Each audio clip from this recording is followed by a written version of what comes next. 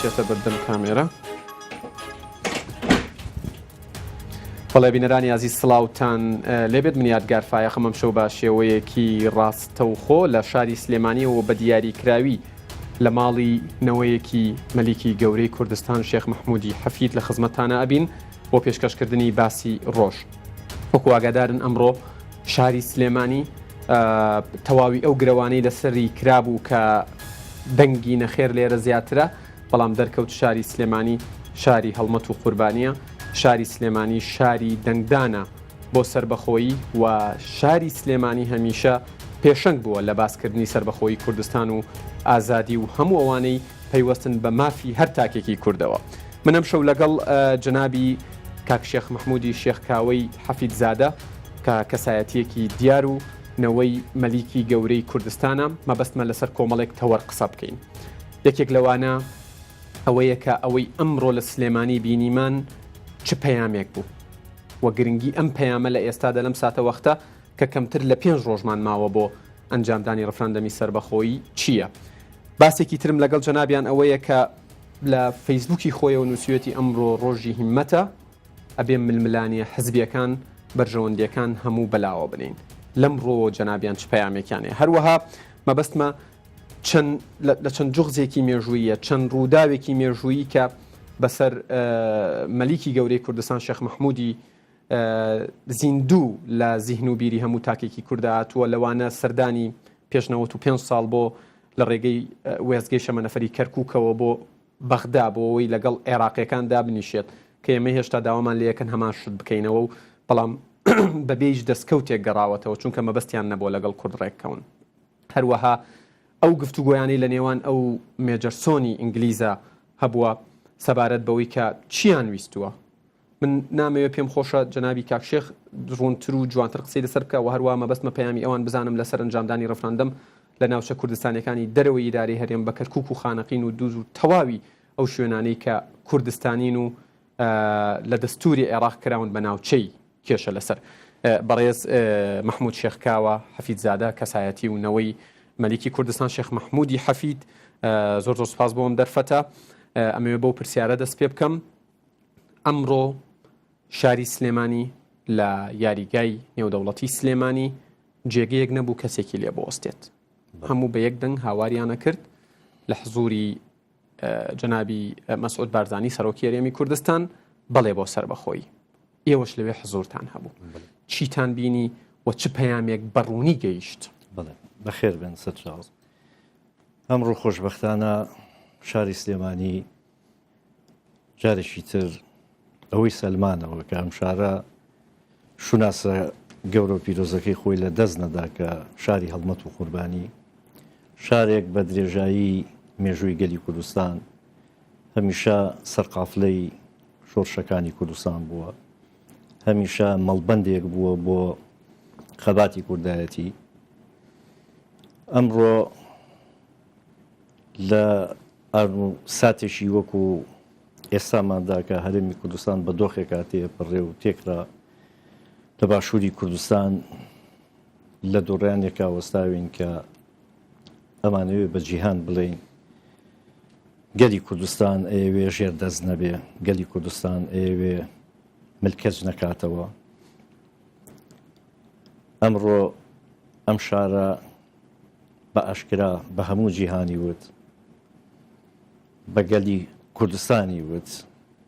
بە حکوومەتی عێراقی وت، کوردستان ناگەڕێتەوە بۆ دۆخێک بۆ سەردەمێک کە جارێکی تر وەکو هاوڵاتی پلە دوو یان بە شێوازێک تەعامل لەگەڵ کرێک کە بە درێژایی حکومەتە یەک لە دوای یەکەکانی عێراق بینیمان. گەلی کوردستان ئەمڕۆ لە سەرخاچی خۆی خاوەنی حکومەتی کوردستانە، دەیەوێت دوای هەستکردن بە ئەوەی کە زۆر بەداخەوە لە پاش 2003 و کۆتاییەنان بە ڕژێمی فاشیستی عێراق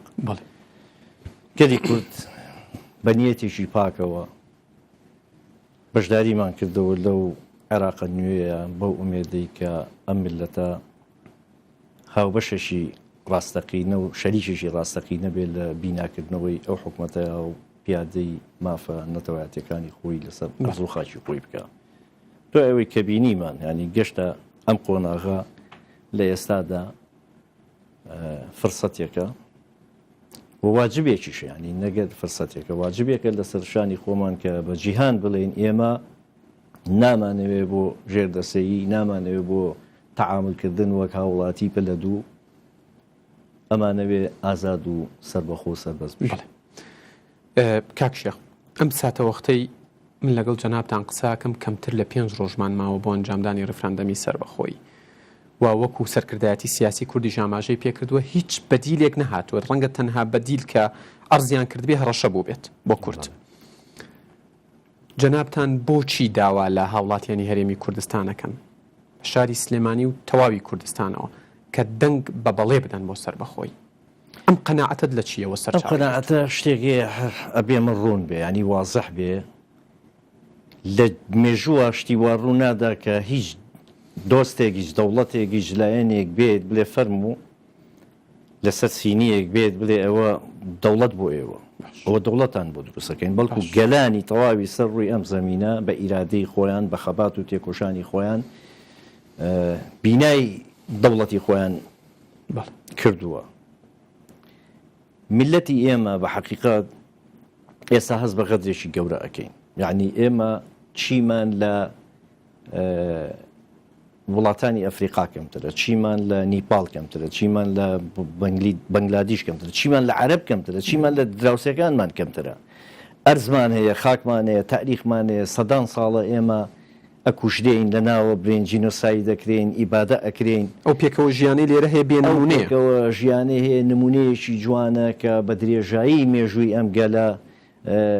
بەردەوام بووە وە بەردەوامیشە بێ. لە ئێستادا خەڵکێک ممکنە ئەو پرسیارە بکە بۆچی قیادەی سیاسی کوردستان لە ئێستاە پەنای بردووە بۆ ڕێفراندۆ بۆچی ئەمانە ئەمە هەمووی پرسیار و وەڵامیش دراوەتەوە دەشبێ وەڵام بدرێتەوە. ئێمە ئەمەلێکی زۆرمان بە عێراقی نوێ هەبوو بەڕاستی و بەنیەتێکی پاکیشەوە چوینەنا ئەو پرۆسەیە و بەشداری بیناکردنەوەی عێراقمان کرد بەو ئومێدەی گەلی کوردستان لەسەر ئەرز و خاکی خۆی لەسەر جوغرافیای حقیقەتی ڕاستی خۆی بتوانێت سەربەرزانە بژی و ڕەونەقێکی جوانتریش بدا بە عێراق. بەڵام بۆ نمونە مەسەلەن مادەی 140 کە بەنیسبەت کوردەوە ینی مادەیەکی چۆنەڵی پرسێکی حیاتی و چارەنووساز و پیرۆزە ساڵەهای ساڵە ئەم جەستە دابڕاوی کوردستان بە زۆر لە کوردستان کراوەتەوە تعریب کراوە زۆڵم و زۆرێکی زۆریان بینی. ئێمە فرسەتەمان بۆ دروست بوو لە دوای پرۆسەی ئازادی عێراق هەوڵێکی زۆرماندا بە پێی لە داڕشتنەوەی دەستوری عێراق لە 2005 ئەم بووە مادەیە کە مەفروض بوو حکوومەتی عێراق ملتەزم بێ بەرامبەری بەجێبەجێکردنی کە ئەم بەشەدا بڕێنراوە کە بە زۆر و بەستەم لە جەستەی کوردستان کراوەتەوە بە شێوەیەشی دیموکراتی لە پرۆسەیەکی ڕاپرسیدا و ڕای دانیشتوانە بەڕێزەکەی وەربگیرێت بتوانین کە ئەمە بگەڕێتەوە سەر نیشتیمانە حەقیقەکەی خۆی. ساڵانێکی زۆر هێنامان و بردمان و ئەمڕۆ سبینی و کۆبوونەوە و دەیان دانیشتن و تەداخولات و ئەمە نەکرا. ئەمە نەکرا. دوای ئەوە بینیمان بەداخەوە گەشتینە حاڵەتێک موچە بڕە گەشتینە حاڵەتێ بووچە بڕ باش هەوڵێکی زۆرماندا پێشمەرگا کە بووە سمبولی ئازادی بۆ تەواوی جیهان و مرۆڤایەتی هێزی پێشمەرگەی کوردستان کە توانی ئەفسانەی داعشی دەڕەندە تێک بشکێنێ. باش ئەم هێزە عەزیمە ئەم هێزە قارەمانە نەیانتوانی و چەند جار داوا کرا کە هێزی پێشمەرگەی کوردستان بەشێکە لە مەنزومەی وەزارەتی دیفاعی عێراقی بخرێتە سەرەوە بەشەوە بوو جە و میزانی هەبی وەکو هێزێکی نیشتیمانی گەورەی کوردستان و عێراقیش سیر کرێ. ئەمەشیان نەکرد. دەیان بیان و گیانیانە ئەوەی کە ئێستا ئێمە هەستمان بۆەوە کردووە دەستکەوتەکانمان لە ژێر مەترسیی. کاک شێخ من دێمەوە سەر ئەوەی کە گەڕانەوە بۆ عێراق چارەسەرە دەرفەتی ئەوە ماوە یانە پێش ئەوە لە ئەکاونتی فەرمی خۆت لە فەیسبوک ئاماژەت بەوە داوە کە ئەمڕۆ ڕۆژی هیممەتە ڕۆژی ئەوەیە کە جیاوازیەکانمان ململانیەکانمان بە تایبەت حزبیەکان بەلا بنین و ئەمڕۆ سەرۆکی هەرێمی کوردستان لە یاریگای سلێمانی لە بەردەم جەماوەرێکی زۆر ئاماژەی بەوەدا ئەمڕۆ هیچ حزبێکمان نییە تەنها یەک حزبمانەیە ئەویش حزبی کوردستانە یەک ئاڵاشمانەیە کە ئاڵای کوردستانە لەم ڕەهەندەوە لەم بۆدەوە جەنابتان چ پەیامێکتان بۆ پارتە سیاسیەکانی کوردستان هەیە لە ئێستادا بەڵێ من ڕاشم گەیانەوە پێشتریش و ئێستاش دێرەوە لەم کەناڵە بەڕێزەیەوە ڕایگەێنم پرسی ڕفراندۆم پەیوەست نییە بە حیزبێک یان بە چەند حیزبێک ئەم پرسە پرسێکی پیرۆزی نەتەوەیی هەمومان هەموو گەلی کووردە بابەتێکە پێویستە ئێمەی دانیشتوانی هەرێمی کوردستان و باشووری کوردستان زۆر بە پیرۆزی سەیری بکەین بەڵێ لە کوردستانە گلەی و کازەندەیشی زۆر هەبووە و هەشە لە ئەدای حکوومەت لە گلەیەکان کە هەیە بەڵام لە ئێستادا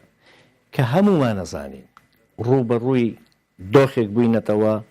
هەڕەشەی جددی لەسەر دەستکەوتە پیرۆزەکانی ئێمەیە کە بە ساڵەهای ساڵ بە درێژایی خەبات و شۆڕش ئەم میلەتە تا ئەو بەرهەمە پیرۆزە هاتە دەست لەبەرەوە ئەمڕۆ بیرکردنەوەی تەسکی حیزبایەتی ململانەی حیزبایەتی دروست نییە بە دروستی نازانم تکام وایە لە هەموو پارت و لایەنە سیاسی بەڕێزەکان ململانەی سیاسی و بەرژەوەندی تەسکی حیزبی لەو لاوەدا بدەین بەرژەوەندیە گەورەکەی گەلەکەمان نەتەوەکەمان لەبەر خاتری خوێنی شەهیدانی کوردستان لەبەر ڕەنجی هەزارەها پێشمەکەی قارەمان ئەم میلەتە قارەمان واز بێنن لە ناتەبایی و ناکۆچی حیزبی و ئەمانە هەر هەمووی لە دەوری یەکتر لەژێر بەیداخ و ئاڵای پیرۆزی کوردستانە کۆبینەوە یەک ڕیزی ئەم گەلەمان بپارێزین هەمومان بە یەکدەن بڵین بەڵێ بۆ ئازادی بەڵێ بۆ سەربەخۆیی کوردستان کاک شێخ هەستەکەی ئەوەی باپیرتان مەلیکی کوردستان شێخ محمودی حەفید ئەوەی ئەو چاندی ئێستا کاتی دوورینەوەی هاتووە وەڵی بە حەقیقەت شتێکەیە ینی ئێمە ئەگەر لە هەر تاچێشی کورد بپرسی ئێمە واقعەکە فەرز کراوە بەسەرمانە ئێمە عێراقی نین ئەمە ئەبێ بە ئاشکرا بوترێ ینی بەداخەوە ئێمە تا ئێستا بە زۆر هۆکار لەژێر تەحەدایەتی دەرەوە و جوغرافیا و منطقەکە و لە ڕابردووە لەوانە ئێمە کە دایم دانوستانمان کردووە لەگەڵ مرکزی عێراقی مەسەن ئێمە عێراقی نەبووین ئێمە عێراقی نین پێویستە ئەم بابەتە زۆر بە ڕاشکاوانە بە قیادەی عێراق بوترێ عەرەبێکی عێراقیش استیفزاز نەبێت پێی استیفزاز نەبێت ئێستا بن بۆ جەنابتی باسەکەم ساڵی 1925 لەسا تەحدیدی ناتوانم مانگ و ڕۆژەکەی بکەم بەپێی معاهدەیەک عەسبەت الئومەمی جاران کە ئومەمی متحیدەی ئێستا ئەکا بەپێی معاهدەیەک ویلایەتی مووسڵ دراوە ڕەبت کراوە بە عێراقەوە ویلایەتی مووسڵ ئەم ویلایەتە باشووری کوردستان لەژێر سەقفێکی یاسایی ئەم لیکێنراوەی بە پرۆسەیەک جێبەجێ کردووە کۆمەڵێک ئیلتیزامات هەیە کۆمەڵێک خاڵ و بنووت هەیە کە بەم شوڕۆتانە ئەبەسرێت بە عێراقەوە یەک لەوانە پێویستە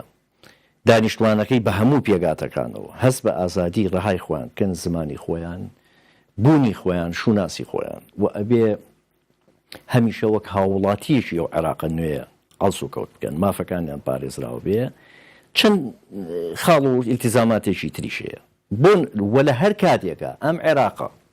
ئەم ئیلتیزاماتانەی پێشێل کرد ئەم مادانەی پێشێل کرد ئەوە کوردبووی هەیە جارێکی تر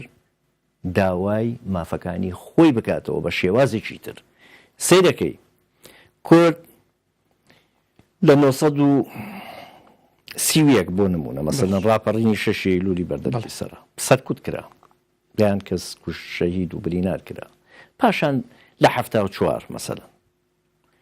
بە درێژایی شۆڕشی ئەیلول پاشان شۆڕشی نوێی کوردستان بە هەموو حەزبەکانەوە کوردستان 5,000 دێ 280,000 ئەنفالی فەیلەکان ئەنفالی بارزانیەکان بەداخەوە هەڵەبجەی شەهید جینۆسایدی کورد دەیان کارەسات کە بەسەر ئەم گەلەیە هاتووە هیچ ئیلتیزاماتێکیان نەکردووە بۆی بیانی بۆیە پێویستە بە قیادەی عراقیەکان بوترێت کاکە ئێوە بەرامبەر بە ئیلتیزاماتێک ئێمە ئەم خاکە لە ژێر چەتری عەسبەتەل ئومەم کە ئومەی متحیدەیە فەرموو ئێمە بە جیهان دەڵێن ئەمە خاچی ئەمە نیشتێنراوەکەی بەم شێوەیە تەعاملمان لەگەڵا کراوە یعنی بەڕاستی لە ئێستادا زۆر کەس هەیە نەقدی ئەوە ئەگرێ لە قیادەی سیاسی کوردستان یان لە شخصی جەنابی سەرۆکی کوردستان بۆچی بابەتی ڕیفراندۆمیان وروژانووە کورد لەژێر تهدیدێکی گەورەی هەیە ئەما بێ بە ئاشکرا بوترێ ڕۆژ بە ڕۆژ هەوڵ دەدەن ئەم دەستکەوتانەی کە بەدەست هاتووە بە خوێنی شەیدان بە خەباتی چەندین شۆڕش بە بەردەوامی مقاومەت لێمان بچوو بکەنەوە و لێمان بسێنن و جارێکی تر ئێمە بکەوینەوە ژێر هەیمەنەی نەک حکومەتێکی مرکزی پێینە ژێر هەیمەنەی حکومەتێکی تایفی و مەسەبیەوە ئەمە ئێمە داوای عراقێکی دیموکراتەکەین لەم قسەی جەنابتەوە بچینەوە پرسیارێکی ترەوە کە تەواو پەیوەستە بە بابەتەکەمانەوە دیسانەوە هەر لە فەیسبووکی خۆت ناکرێت لەگەڵ جەنابتە دانیشم ئەم ڕووداوە مێژویانە بۆ تاکی کورد باس نەکەین بۆ بینەری گەنجی کورد باس نەکەین وێنەیەکی مەلیکی کوردستان داناوە نووسیوتە 95 ساڵ پێش ئێستەیە لە وێزگەی شەمەنەفەری کەرکووک بەنیازە بڕوە سەردانی عێراق بکە لەگەڵ مەلیکی عێراق و ئینگلیزەکان دابنیشە بەڵام لەو سەرەوە بەبێ ئەنجامە گەڕێتەوە و ئەوان تەنها مەبەستیان بووە کورد لە عێراق بچووک بکرێتەوە کورد خاوەنی سەرکردە و کاریزما نەبێ و خاوەنی مافی خۆی نەبێت هەر لەم ڕووەوە بە لە بەرچاوگرتنی ئەم ڕاستیە کاتی ئەوە ماوە دیسانەوە لەگەڵ عێراق پێک بینەوە وەکو هەندێکەڵێن بعد لەگەڵ عێراق بمێنینەوە وڵی جا ئەمە ئێمە هەندێک بابەتێکگەیە بۆ نمونە من حەزم لە چییە تا چەند تۆ تحقیقە بێ حەز و خواسەکەن من قەناعەتم وایە لە هەر تاکیشیە وڵات و نیشتیمانە بپرسی هەمومان داوای دەوڵەتی سەربەخۆی کوردستانەکەین من قەناعەتیشم وایە هەموو شۆڕشەکانی کوردستان ئەگەر چی لە بەپێی قۆناغەکان مەسەلەن دروشم و ئامانجەکان گۆڕانکاری بەسەر هاتووە بەڵام لە ناخ و لە ئامانج و استراتیژ هەر کورد ئیشی لەسەر ئەوە کردووە کە ڕۆژێ لە ڕۆژان فرسەتێکی بۆ دەستکەوێ کورد بێتە خاوەنی چیانێکی سەربەخۆی خۆی وەکو دەوڵەتی کوردستان ئێمە لە ئێستاە دەنگی خۆمان بەرز کردوتەوە بۆ بەرامبەر بە هەموو جیهان جارێکی ترپیان دەڵێنەوە ئێمە گەلێکین ئەمە ئامانجی ئەمە بەڵام ئەگەر چی ئێستا دۆخ بارودۆخ گۆڕاوە ینی سەردەمی ئێستامان سەردەمی هەفتاکان نییە سەردەمی شەستەکان نیە سەردەمی هەشتاکان نیە ئێستا کورد لە ناوچەکەیە ڕۆڵەشی گەورەی خۆی هەیە پێگەیەکی خۆی هەیە لە ئاسی مەحافیلی دەولی و کورد ئێستا قورساییەکی خۆی هەیە لە ئێستا ئێمە هەستمان بە خۆتورەت کردووە ئێستا ئێمە هەستمان بە خۆتورەت کردووە لەسەر قەزەی خۆمان هەستەکەین تەحمیژەکرین لەو عێراقەیەکە ئێستا تێداین ڕۆژ بە ڕۆژ بەرەو بچووک بوونەوە تۆ ئەبینین هەنگاوەنێ هەر ڕۆژێ یەکێ بنێرەوە یەکێکە و بنێرە و دەیان مەشاکی لەوان ئێمە خوازیاری ئەوەین ئەو فرسەتەمان هەبێ ئێمە دەوڵەتی خۆمان دامەستین بەڵام لە حاڵەتێکە کە ئێستا بەداخەوە کە ئێستا دەبینین لە زۆر ناوەندی جیهانی و زۆر دەوڵەتانی سلهێز لە ئێستاە ئەوەی کەی بینین ئێمە لە ڕاگەیانەکانەوە خۆشحاڵ نین بەم بانگەوازە و بەم ئامانجانەی گەلی کوردستان کە باشکرا بە جیهانی ئەڵێ بەڵام وەکو ئەم ڕۆژ جەنابی سەرۆکی هەرێمی کوردستانیش تاکیدی کردەوە و ئەنجومەنی باڵای ڕێفراندۆمیش و قیادەی ئەنجومەنی باڵای ڕێفراندۆم تاکیدیان کردوتەوە کورد نایەوێت تژی تەیاری دەولی ڕابوەستی بەڵام لە حاڵەتێکیشە ئەگەر ئێمە هەستبەوە بکەین جارێکی تر ژێر دەستەیی ستەم ئەزۆر بسە پێ بە سەرمانە ئەمە بە ئاشکرا ئەڵێن ئەمە قوبوڵ ناکرێ بەرامبەر بۆ هەموو گیانی ئەڵێن قوبوڵ ناکرێت چونکە هەم ئەسڵ و سەردەمەکە تێپەڕی هەم کورد لە موقعەکە لە ئازادیە جیلێکی زۆر پێگەشتووە و خواستی گەلی کوردیش ئەوە قوبوڵ ناکات جارێکی تر هیچی هەت و وڵاتێک بە زۆر بیەوە ئیرادی خۆی فەرزکە بەڵام بە قەناعەتی من لە حاڵەتێکە کە ئێستا داوای ئەوە ئەکرێن کە ئەڵێن لە ئێستاە وەختی ئەوە نییە کورد ڕێفراندۆم بکات یاخۆن دەوڵەتی خۆی دابمەزرێنێ داوا کراوە فەرمو بەدیرێکمان بدەنێ ئەمە خوتوراتی ئەمە خەتەرەکان ئەمە تەحەدایەتەکانە کە بەرامبەر بە کورد ئەکرێ ئێستا حالیان بەدیلێکمان بدەنێ کە چۆنڵی لە ئاستی ئەنجامدانی ڕێفراندۆم و ئامانجەکانی ڕێفراندۆما بێ و خەڵکیش پێی ڕازی و خەڵکی ژوەگەلی کوردستانیش پێی ڕازی بێت تەسەورەکەم بۆ نایانی قبوڵە کرێ و بە خۆشحاڵیشەوە من تەسەوری ئەوەشەکەم کە ئێستا جیهان تێگەشت ینی ئەم پەیامە مەسیجە ئەم گەلە قارەمانەی ئێمە جارێکی تر بۆ هەموو ژیانیان سەلمانەوە پێیان وتن گەلی کوردستان گەلێکی ئازادی خوازە گەلێکی دیموکرات خوازە گەلێکە ئەوێ سەدبەست بژی ئێوێ ژیانی کۆت و بەند و بچووکایەتی جارێکی تر قوبوڵ ناکە بڵێ کاکشەخ ڕای کەسی خۆت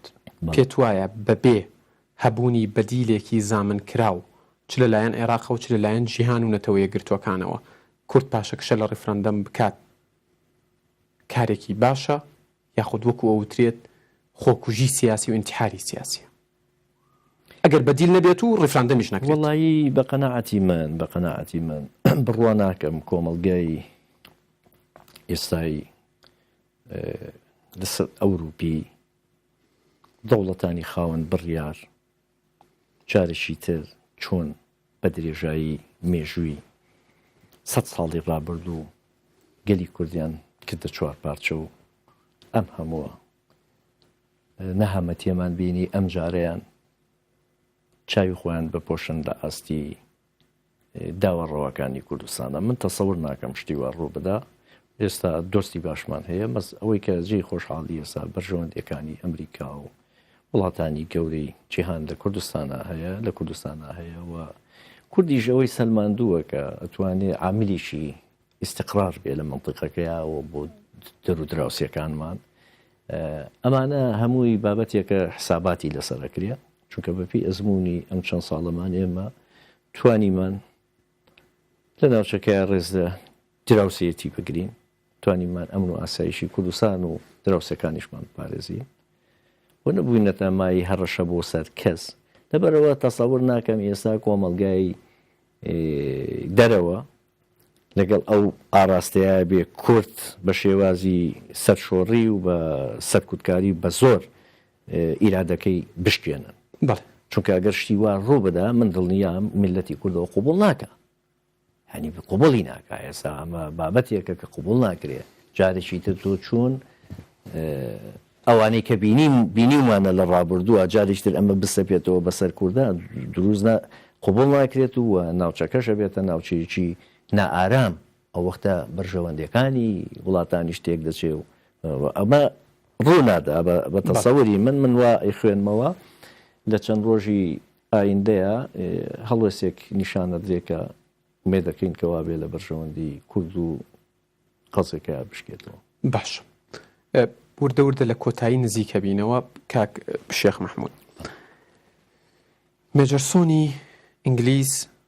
لە گفتوگۆیەکە لەگەڵ مەلیکی کوردستان شێخ مەحموود ئەڵێ پێم ناڵێ شێخ مەحموود تۆ چیت لە ئێماوێ لە وەڵامە شێخ مەحموودی حەفی دەڵێ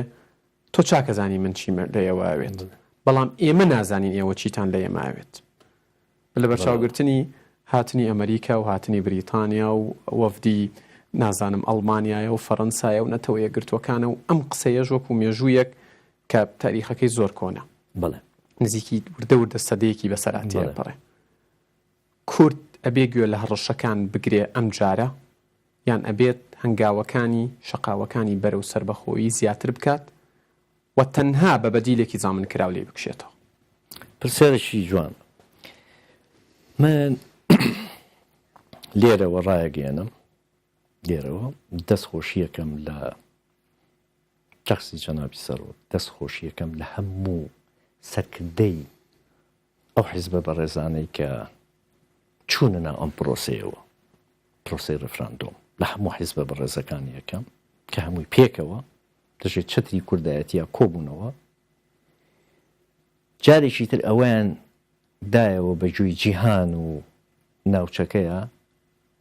کورد میلەتێکی زیندووە دەستبەرداری مافە ئەساسیەکەی خۆی نەبووە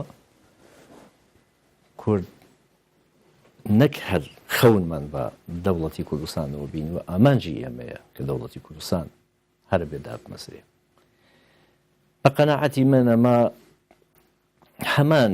ئەو مێژوانەیە هەمان ئەو مۆزوعانەیە کە دووبارە ئەوێتەوە پێویستە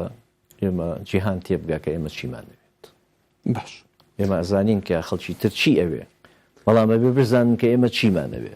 من تەسەورەکەم ئێستاش ئێمە بە یەک ڕیزی گەلەکەمان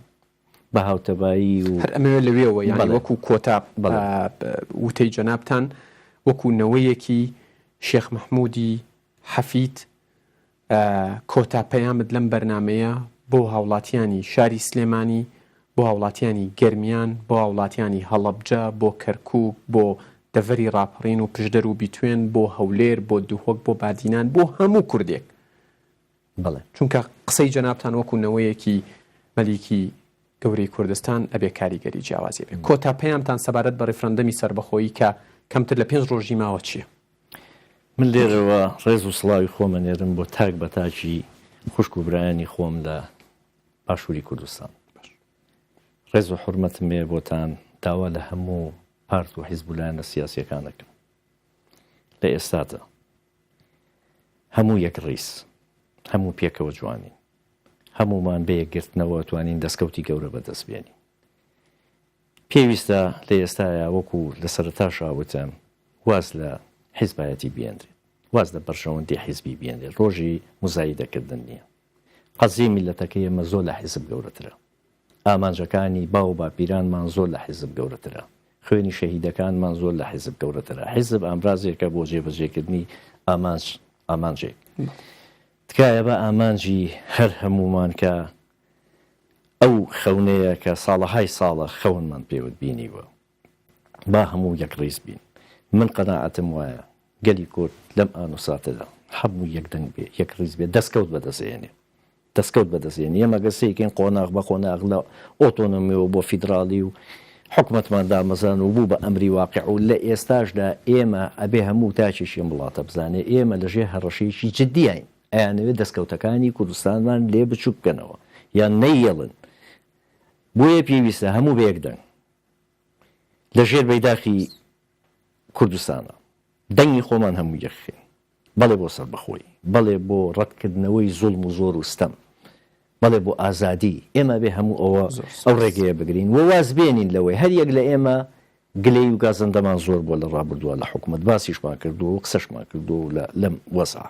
بەڵام لە ئێستاە وەختی ئەوە نییە لە ئێستاە وەختی ئەوە نییە ئێمە هەر هەموو پێکەوە جوانین پێکەوە توانین دەستکەوت بەدەستبێنین بۆیە داواکەم لە هەموو خوشک و برایانم لە ناو ئەم میلەتە قارەمان و سەربەرزەی خۆمانە پێکەوە بین یەک ڕیز بین و هەوڵ بدەین بۆ ڕەوانەوە و دوورخستنەوەی ئەو پیلانانەی کە لەسەر ئێستای هەرێمەکەمانەیە ئینشاءالله سەرکەوتوژە بین من تەوەقعەکەم لە چەند ڕۆژی داهاتووە خەبەری خۆش و مژدەی خۆش و بەخۆ ڕابگەین بەڵێ بەڕێز مەحموود شێخ کاوە حەفیدزادە کەسایەتی و نەوەی شێخ مەحموودی مەلیکی کوردستان زۆر سپاس بۆم دەرفەت سپاس دەکەم هەر بەخێر بەڵێ بینەرانی ئەزیز باسی ڕۆژ بەم شێوەیە کۆتایی هات ڕێزی یادگارفایەق و ستافەکەم لە شاری سلێمانی و شاری هەورێ قوبوڵ بکەن تا بەرنمەیەکی دیکە ماڵی یەوە و کوردستان هەمیشە و هەردەم ئاوەدان بێت بەخوای گەورەتان ئەسپێر.